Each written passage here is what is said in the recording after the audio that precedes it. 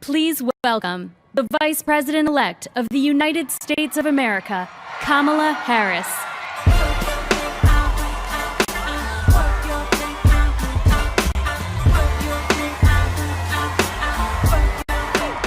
There's so many of you girls, I hear you've been running from the beautiful queen you can be becoming.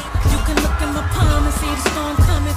Read the book of my life and see I've overcome it. Just because the length of your hair ain't long, and they often criticize you for your skin tone. Gonna hold your head high, cause you a pretty woman. Get your runway stride home and keep it going. Girl, live your life. Yeah, yeah.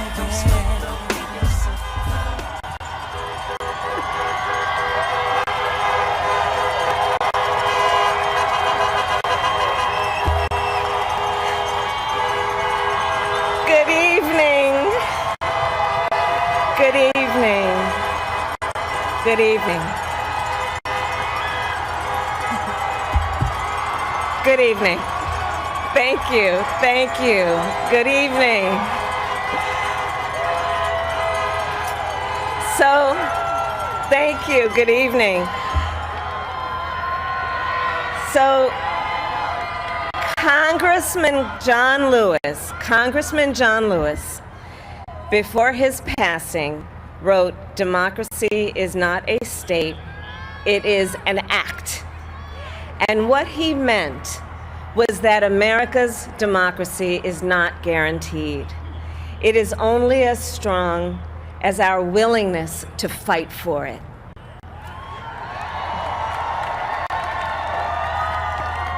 To guard it and never take it for granted. And protecting our democracy takes struggle, it takes sacrifice, but there is joy in it, and there is progress, because we, the people, have the power to build a better future.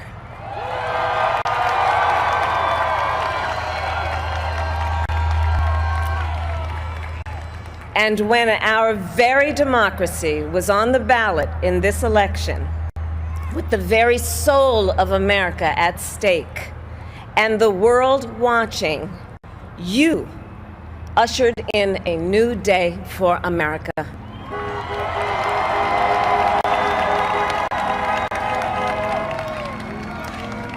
To our campaign staff and volunteers, this extraordinary team, thank you for bringing more people than ever before into the democratic process.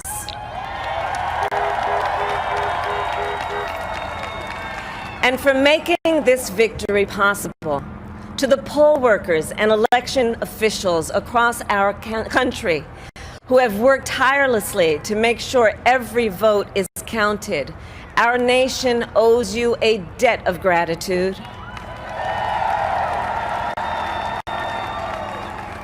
You have protected the integrity of our democracy. And to the American people who make up our beautiful country, thank you for turning out in record numbers to make your voices heard.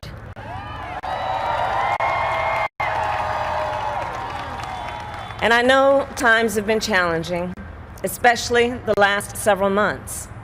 The grief, sorrow, and pain, the worries and the struggles.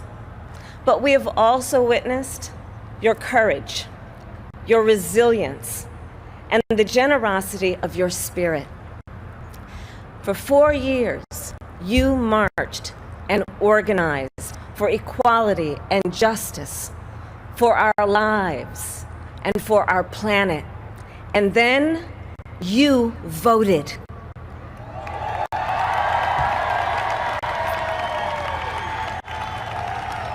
And you delivered a clear message.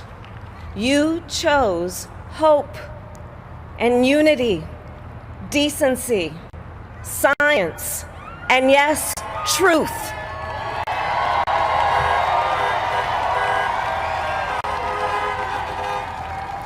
You chose Joe Biden as the next president of the United States of America.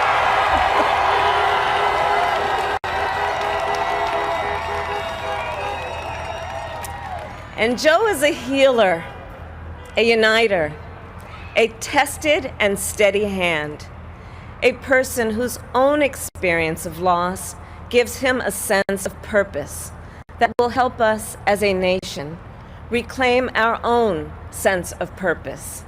And a man with a big heart who loves with abandon. It's his love for Jill, who will be an incredible First Lady.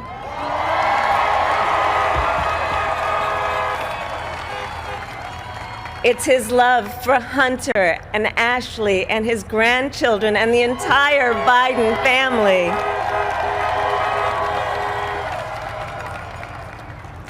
And while I first knew Joe as vice president, I really got to know him as the father who loved Bo, my dear friend who we remember here today.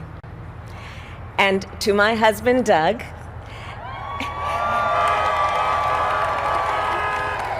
and our children, Cole and Ella, and my sister Maya, and our whole family, I love y'all more than I can ever express.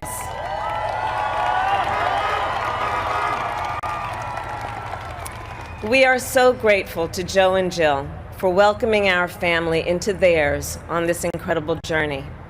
And to the woman most responsible for my presence here today, my mother, Kamala Harris, who is always in our hearts. When she came here from India at the age of 19, she maybe didn't quite imagine this moment, but she believed so deeply in an America where a moment like this is possible. And so I am thinking about her and about the generations of women, Black women,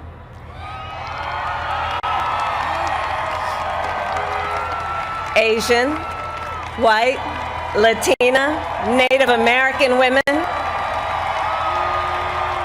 who throughout our nation's history have paved the way for this moment tonight. Women who fought and sacrificed so much for equality and liberty and justice for all, including the Black women who are often, too often, overlooked, but so often prove they are the backbone of our democracy.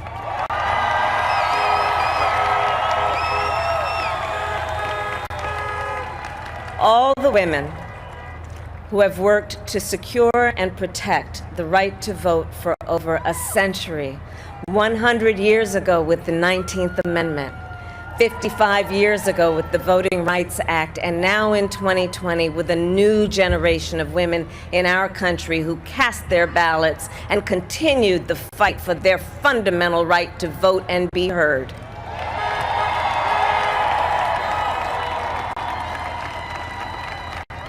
Tonight I reflect on their struggle, their determination, and the strength of their vision to see what can be unburdened by what has been. And I stand on their shoulders. And what a testament it is to Joe's character that he had the audacity to break one of the most substantial barriers that exists in our country and select a woman as his vice president.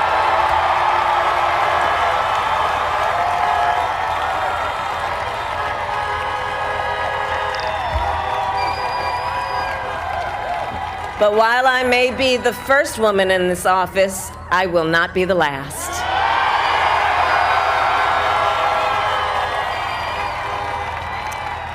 Because every little girl watching tonight sees that this is a country of possibilities.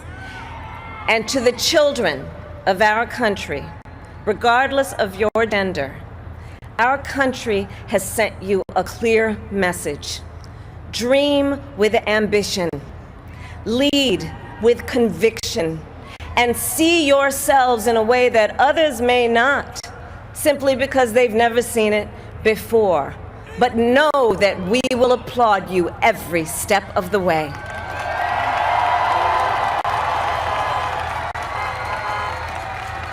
And to the American people, no matter who you voted for, I will strive to be a vice president like Joe was to President Obama, loyal, honest, and prepared, waking up every day thinking of you and your family. Because now is when the real work begins, the hard work, the necessary work, the good work, the essential work to save lives and beat this epidemic, to rebuild our economy so it works for working people, to root out systemic racism in our justice system and society, to combat the climate crisis, to unite our country and heal the soul of our nation.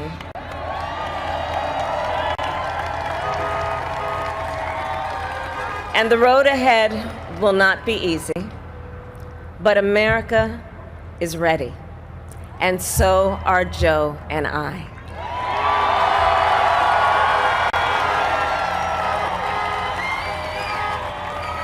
We have elected a president who represents the best in us, a leader the world will respect and our children will look up to, a commander-in-chief who will respect our troops and keep our country safe, and a president for all Americans.